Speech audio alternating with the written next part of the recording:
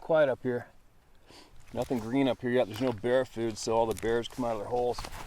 They've already gone down valley bottom. There could be some stragglers up here, but as soon as it green's up to here, then they'll be here all around me. Let's get right into some sharing here.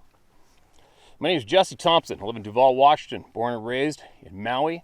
Got it for several seasons in the Nushagak, Togiak, Ungaliklith, and Ungaliklith. My first experience was at King Camp on the Nushagak. We had just set up camp, and it was the first night we fired up the big generator. 6 of us. 5 stayed up drinking until 3 a.m. At 2:30 a.m., 2 moose walked right into camp and stood to us right next to the fire for 5 minutes. No shit. They just stood there. They looked scared, and it was weird. So we decided to go to bed around 4 a.m. The only person who hasn't drank at all yet also stayed up with us, woke me up with his eyes as big as dinner plates, and he couldn't talk. He was just saying, "Look, look, look. I can't look, look. What is this? You gotta just look," and mumbling.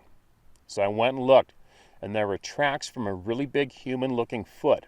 I wear size 13 double E, and it was 2 times the length and 2 times the width. I have pics, but it was an old school flip phone days. They aren't great. Decent.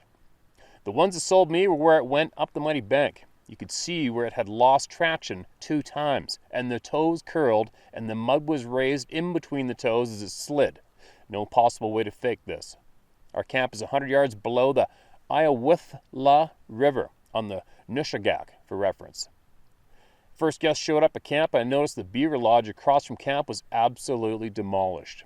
It was on a point going into a slough. It got about 1 foot deep, and as I trimmed up my kicker before I hit bottom, I saw 3 sets of huge prints. And as I saw them, the boat hit and mucked everything up, and I could not see or show anyone else, but I know what I saw. The beaver lodge was a monster, the size of a VW bug, and it was demolished. I told an old-timer about this in Dillingham, and he said, "Hairy men like the young beavers?" He also said one time he heard 2 hairy men talking about how they was going to divide him up, who was getting his liver and such. He said he woke up, said, "Don't eat me, I'm of you," and they walked away. I asked how he knew what they were saying. He said they speak Uppic. Some of us don't die, we just turn into hairy men. And Dillingham, Equok village area has tons of sightings. I always believed this summer just set in stone. My last summer at Lake Alagneknek, maybe, if you share it, that is, I was doing an evening fish with one guest after dinner. We were going to go fish Sunshine Creek. It was July, lots of light left, good tipper, and I got to fish, so I was happy to take them. I'll send a map and some pics for reference. Next email with my big footprint pics. So we're all cruising across the lake in the John boat, and over that Lily Creek, I see a figure standing at the creek mouth. I thought, strange, no boat, and there's nobody around. Hadn't seen any boats go by the lodge, maybe he's in trouble. So I veer that way. I'm about 1,000 yards away at this point, which hindsight showed me what I really saw amongst other clues. So as I get to about 500 yards, this figure is hunched over looking in the water, like a hairy man watching fish. Again, hindsight. I'm thinking no boat, no fishing pole. I can see between this figure's legs, and it is standing upright. It has to be a man. Maybe he's setting a net. 300 yards. Still no boat, no fishing pole, no net buoys. 100 yards. I shout, "Are you okay?" and power down. The figure doesn't look up, just walks up the creek mouth and up the bank at the point. I knew it all clicked. The figure doesn't look up, just walks up the creek mouth and up the bank. At that point, I knew it all clicked. My guest hadn't said a word the entire time. I got back on the step and headed towards our fishing destination with goosebumps, head spinning, no words spoken between us. I'm figuring maybe my guest was asleep or just half-wasted, so he didn't even notice. I'm not saying anything. So I go for about 50 minutes to sunshine, complete silence. I land the boat, throw the anchor, get on shore, and start rigging our rods. This MFer stands up and almost yells, but in a funny, nice way, and says, "Hey, are we seriously not going to talk about the Bigfoot we just saw?" I looked up and smiled and said, "Did you see that?" He said, How could I miss it? What the F? After much discussion and telling him my previous stories, I told him, what should we do? We have no proof.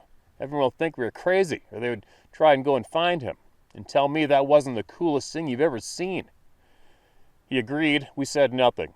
We did not go back and reenact what we saw, and when I stood approximately, we did go back and reenact what we saw.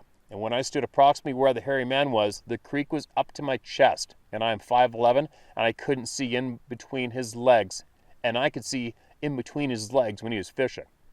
Also, when we got to the bank, no tracks. He was able to make out over a 6-foot stride into the bush and leaves. Also, when we got back to the bank, no tracks. He was able to make over a 6-foot stride into the bush and leave zero evidence. Goosebumps just thinking about it again.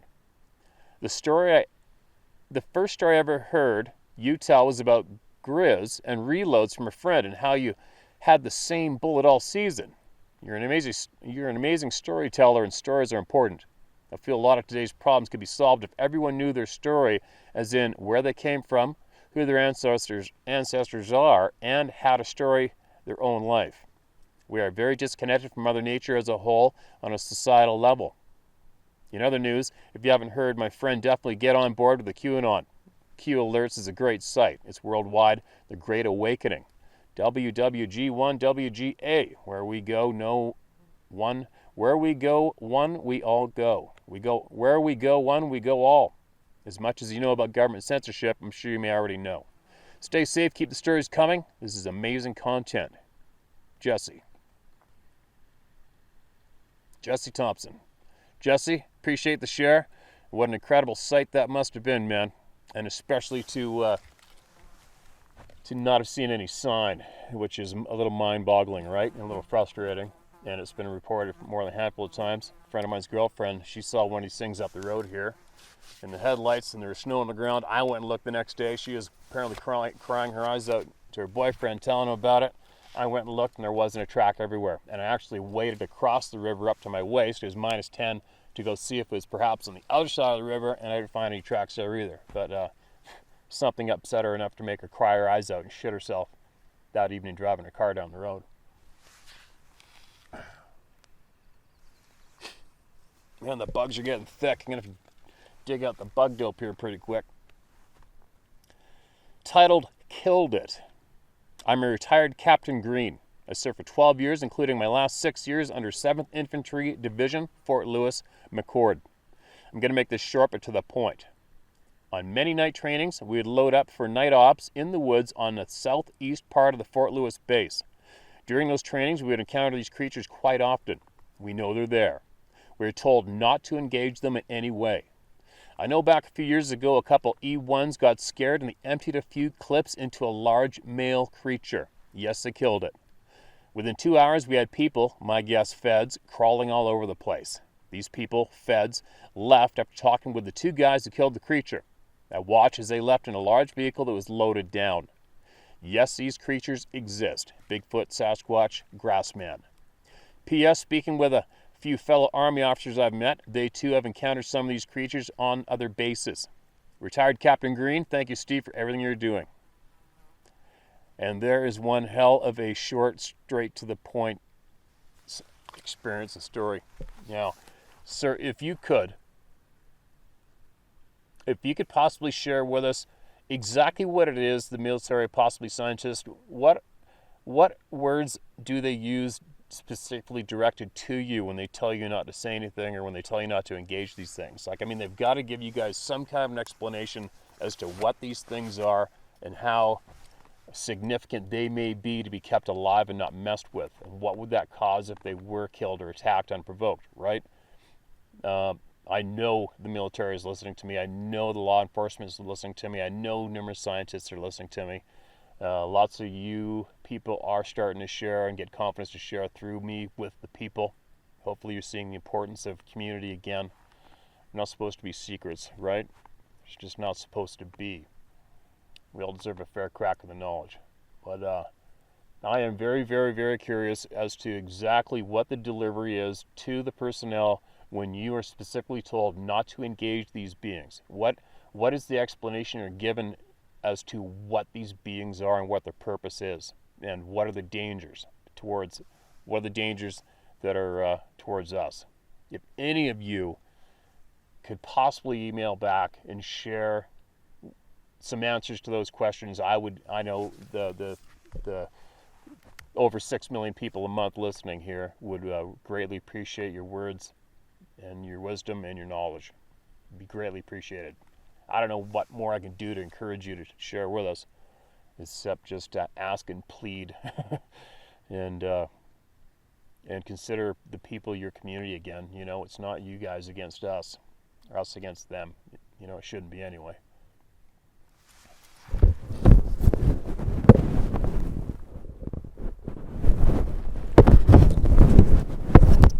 But anyway, moving along. Hopefully that camera's still recording. I think I'll let this camera do one more video and I'll switch up cameras, because I know the Sony doesn't die. Dear Steve, I'm watching your channel for about 6 months and I thought I would share a few strange events that have happened to me in the past year. My name is Eric. I live in central Missouri. I've lived here my whole life on a vacation spot called Lake of the Ozarks. I grew up spending every day in the woods like most people I've seen posting on your channel. I've never had any strange incidents happen to me except until this last year. I'll try to keep this short, but apologies if I start rambling. About a year ago, I met a friend who was really into arrowhead hunting. We started hunting arrowheads together near his home, located by a state park and tourist attraction called Swinging Bridge. The first strange encounter happened one night when we were camping along the river. I was in my tent around midnight, and my buddy was at the river's edge night hunting. Anytime I refer to hunting, it's meant as arrowhead hunting. Anyway, suddenly a tent is hit by a rock. Not a large rock, but big enough to make the sound of a rock hitting gravel after it bounced off my tent. I thought it was Travis fooling around, and about a minute later it happened again. I went outside to confront Travis about it, and he just shrugged me off, thinking I was playing some sort of a gag on him.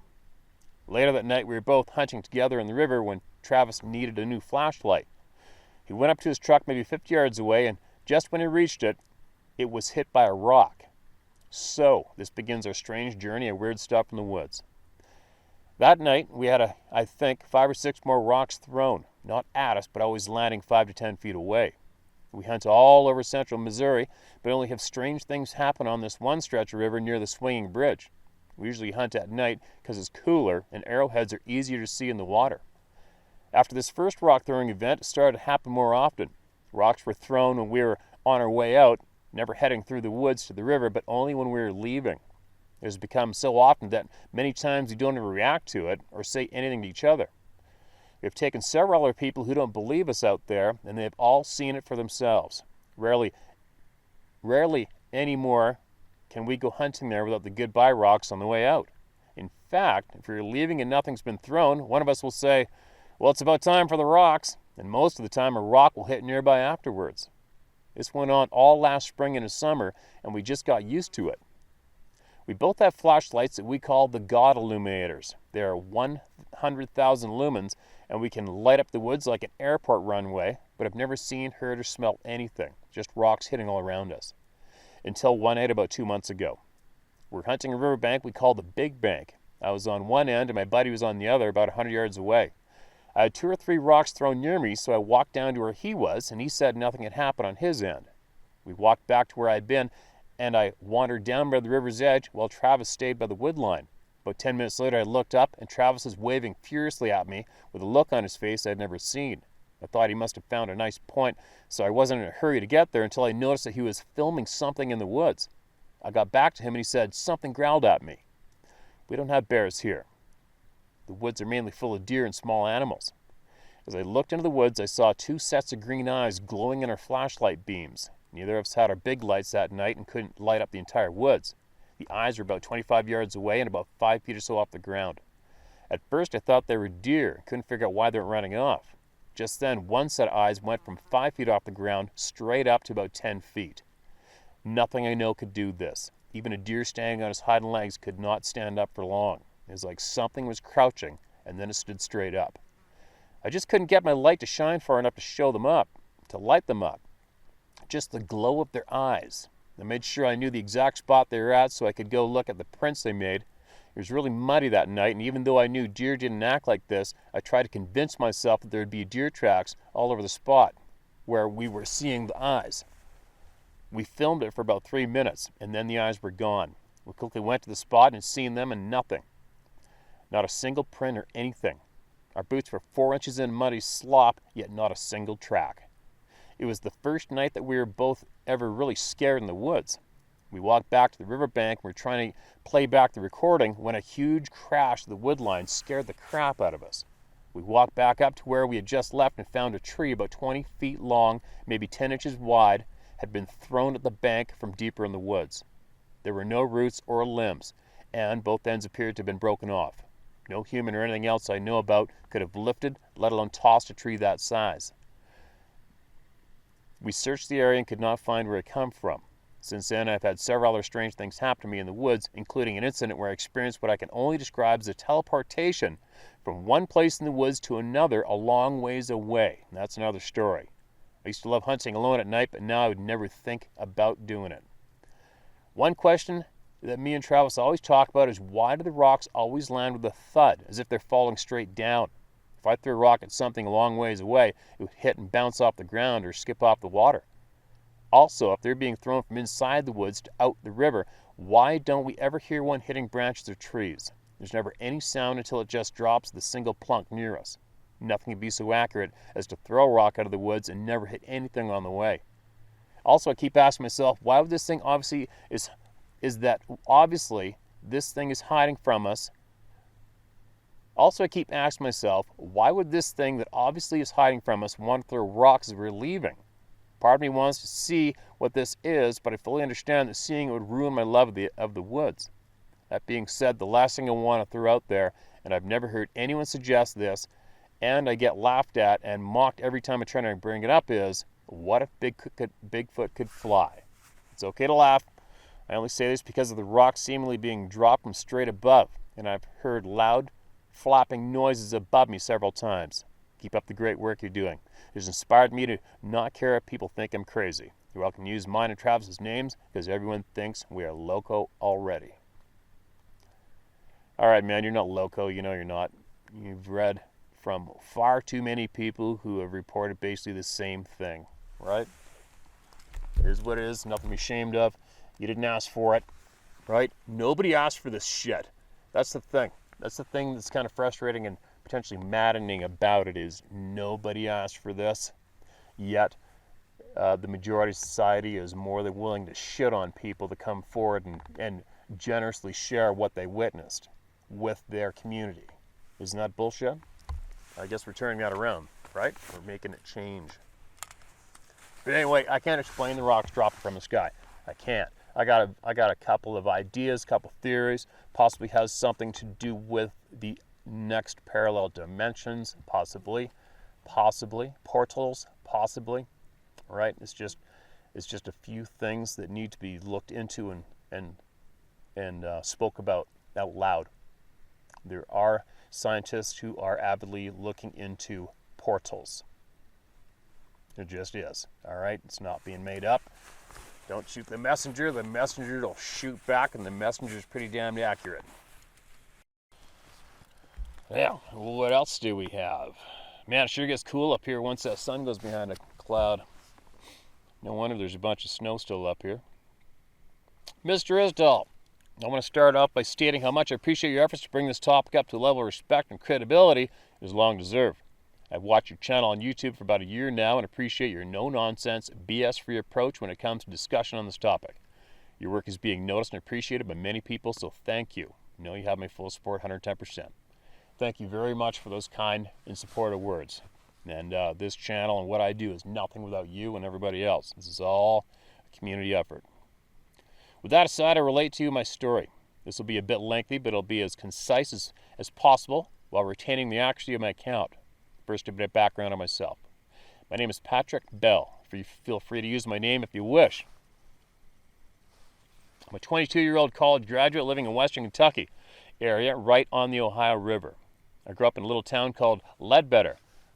Man, I got bugs climbing up my nose, in my ear. They're everywhere. And this was the location of the setting I will detail in a moment. I will state, since I believe it to be relevant, that I am a follower of Jesus Christ, and I've been for most of my life. I have what I would describe as an unusual sensitivity to spiritual and metaphysical things. For the record, I'm not claiming I'm a better superior to anyone in any way. I'm merely stating that some of us happen to have certain gifts from a spiritual perspective, and intuition has always been one of mine. I believe it is largely due to the great amount of time I've spent out in nature and in the outdoors. There's something about being in nature away from plasma screens that refines one's sixth sense.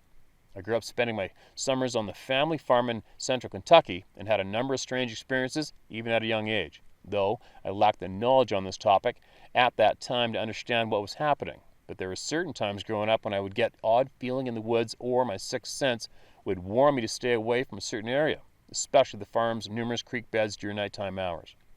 Occasionally cattle would come up dead with their heads ripped off and other horrific injuries like that, just to give you an example of the sort of activity we saw. But all that aside, I will describe my encounter to you. It was late, around 11 p.m. on the night of Sunday, August 30th of this year. I'd spent a few hours visiting a group of friends that lived just a half a mile or so away from my house in Ledbetter. I come over for the night and help them move around some things in their shed, using the flashlight to keep my truck to assist in providing visibility so we could move around safely, as their shed is in a partially forested area. It is also located near a large drop-off at the tree line. We just finished storing all the boxes and miscellaneous items. I told my group of buddies to go on back inside while I parked my truck in the driveway since I was done using it.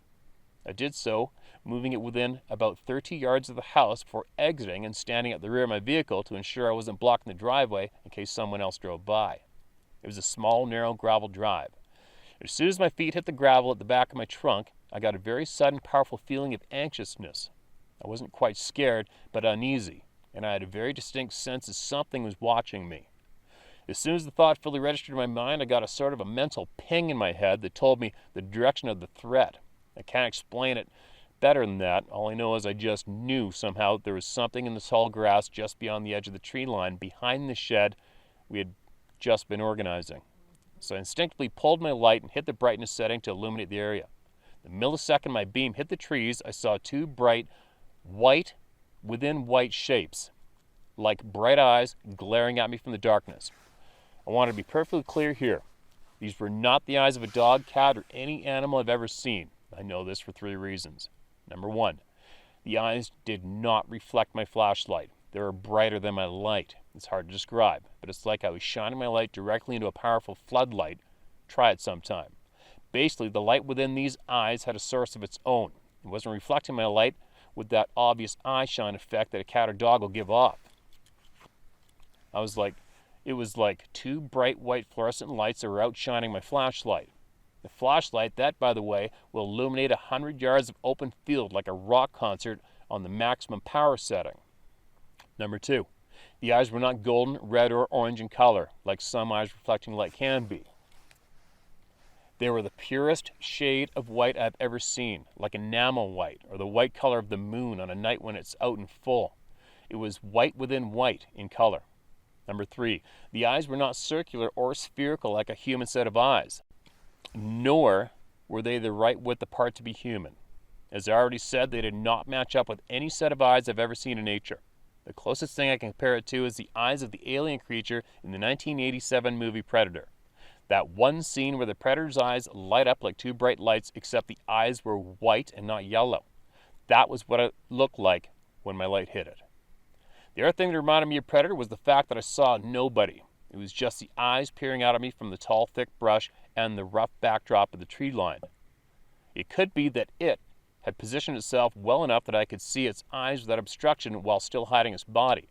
But if this is not the case, it must have been invisible to me by some other means that remains unclear to me at this time. All I know is those eyes appeared the moment my beam hit the trees. Now, Steve, I wish I could tell you I just made this crap up, but this is where things get a little weird. A lot of things happen in very quick succession when my beam of light hit this thing. Firstly, I immediately became acutely aware to the fact there was absolutely zero sound. Take into account that this is a 2-lane highway running just a few hundred yards from the house, and there is a big creek not even 300 yards down the steep embankment where I'm seeing these eyes.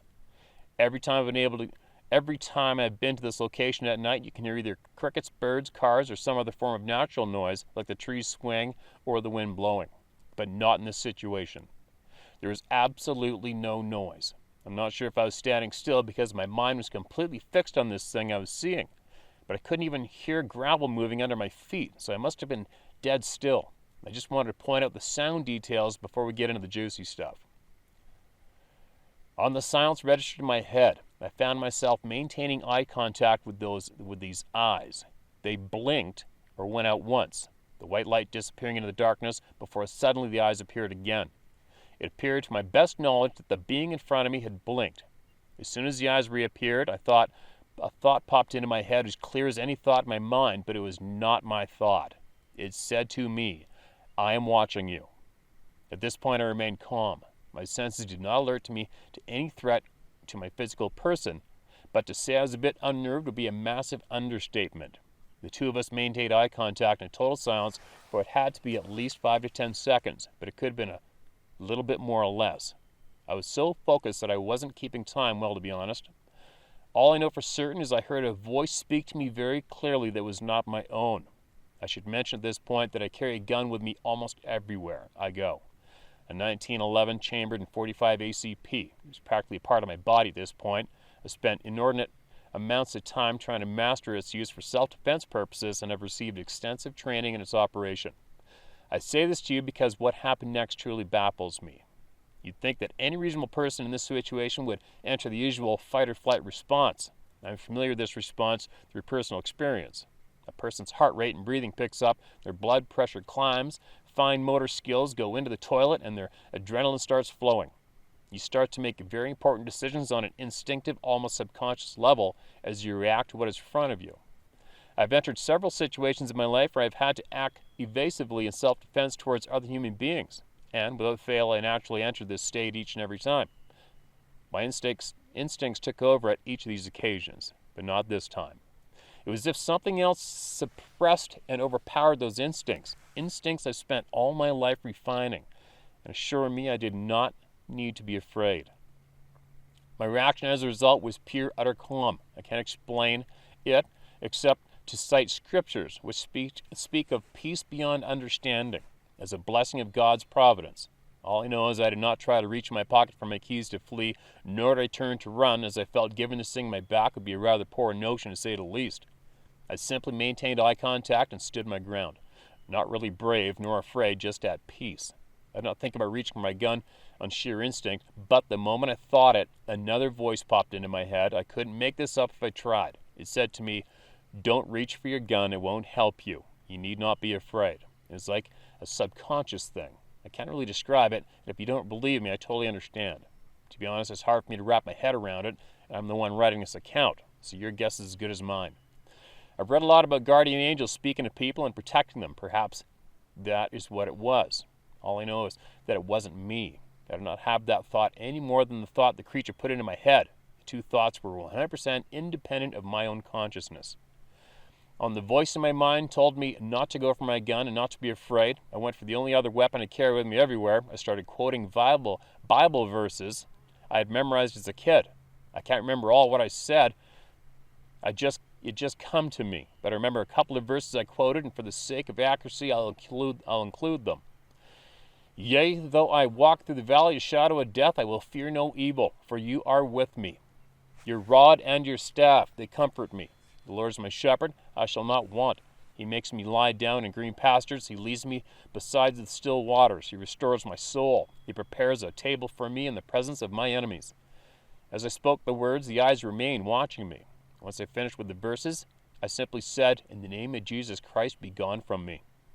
The moment I said that sentence, for a precise instant it left my mouth, I heard a loud audible crack, and I can only describe as a big branch snapping under pressure. At that moment of the sound, the eyes vanished, the feelings of anxiousness and uneasiness dissipated, and my sense of sound finally returned as I heard cars on the nearby highway and the sound of trees swaying once more in the gentle wind. My feet were no longer locked into place as I could hear the gravel under my steel-toed boots crunching softly as I shifted stance. For all I knew, the world was back to normal, as if what I just went through had never happened. The whole encounter from start to finish probably lasted no longer than 30 seconds at the absolute maximum. But again, it could be a bit less or maybe even more. My sense of time was obscured in a way I can't fully understand, much like my ability to perceive sound. It was definitely odd how focused I became on this thing, but that's a discussion for another time. As a result of my encounter, I decided to do a bit of investigation that I might satisfy my curiosity. I took a friend out to the site the next day and had him stand in the same spot where I saw the eyes do a size comparison, or at least give me some idea as to how tall the thing must have been, since technically the eyes were all I saw. Take into account that my friend is 6'1". Top of that, as I said earlier, there is a steep drop off behind the shed where the eyes appeared. It is around 2.5 to 3 feet straight down, so however tall the creature appeared in the comparison to me from my altitude at the time, it had to be at least 2 or 3 feet taller. That being said, my friend stood at the edge of the drop off and looked out at me from the edge of the tree line. I set it up this way with both of us on even ground so I would have an ultra-conservative height to work with. Since again, however tall it appeared on our level, it would have to have been at least 2 to 3 feet higher since it was standing at the bottom of the lip behind the shed. What hit me when I saw my friend standing there was mind-blowing. The top of his head was about level with where the eyes were, meaning that creature I saw had to be at the absolute bare minimum 2.5 feet taller than my 6'1" friend. This realization was bone-chilling to say the least. Once we both realized this, we just walked back to the car in silence. We didn't speak about it any more after that. I told a few people close to me about this story, and my dad fully believed me and would listen to the full accounting. Well, that is all the detail I can remember. I hope this account is helpful to someone out there and perhaps illuminating into the strange things occurring on this strange little planet of ours. Please, thanks for reading this long essay, Mr. Isdall. I greatly appreciate it again. I wish you a good day, sir. God bless you and keep you safe as you go about your way. Appreciate all that you do, and we look forward to seeing what you get into in the future. Patrick Bell. Patrick, that is one hell of an experience. And obviously,